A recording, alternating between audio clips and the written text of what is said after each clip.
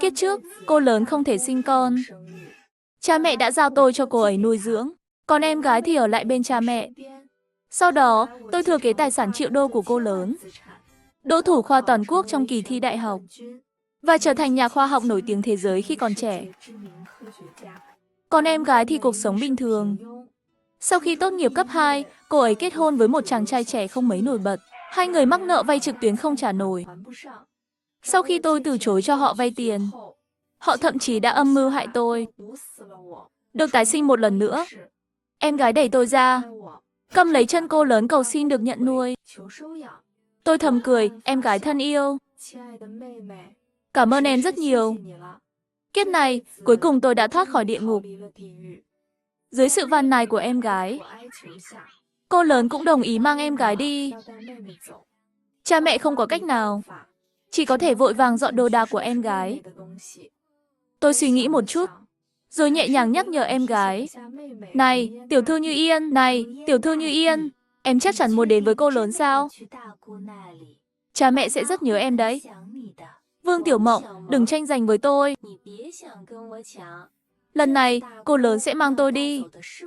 Tôi mỉm cười, không nói gì, kiếp trước.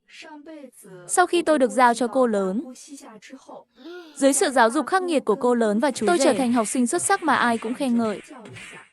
Nhưng không ai biết, đằng sau vẻ ngoài hào nhoáng, cặp vợ chồng trí thức cao cấp này, thực chất là những người tâm lý biến thái. Cho đến khi tôi dần lớn lên và phản kháng, tôi chứng kiến cô lớn chết, con chú rể vào viện tâm thần. Cuối cùng, tôi thừa kế tài sản của họ. May mắn thay, kiếp này, cuộc đời tôi đã hoàn toàn đổi khác. Cô lớn mang em gái đi, một đi là 10 năm. Trong 10 năm đó, tôi sống cùng cha mẹ trong căn nhà nhỏ cũ kỹ. 10 năm này, cuộc sống thực sự khó khăn. Ăn thịt phải tính từng ngày. Nhưng tôi không bị đánh đập, không bị ngược đãi, không phải quỳ trên nền gạch lạnh để học thuộc lòng, không phải chịu đựng những hình phạt khắc nghiệt như vậy. Tôi học tập theo nhịp độ của mình, sống nghèo nhưng hạnh phúc. Và dù không có áp lực gay gắt, thành tích học tập của tôi vẫn đứng đầu lớp. Cha mẹ tự hào về tôi. Còn em gái, tiểu thư Như Yên, ngày đầu tiên đến thâm quyến đã bị cô lớn dạy dỗ một trận. Bởi vì giọng nói của cô ấy vẫn mang âm hưởng địa phương. Em mệt rồi. Nghỉ chút, để anh đánh tiếp. Đứa trẻ này không đánh thì không nên người.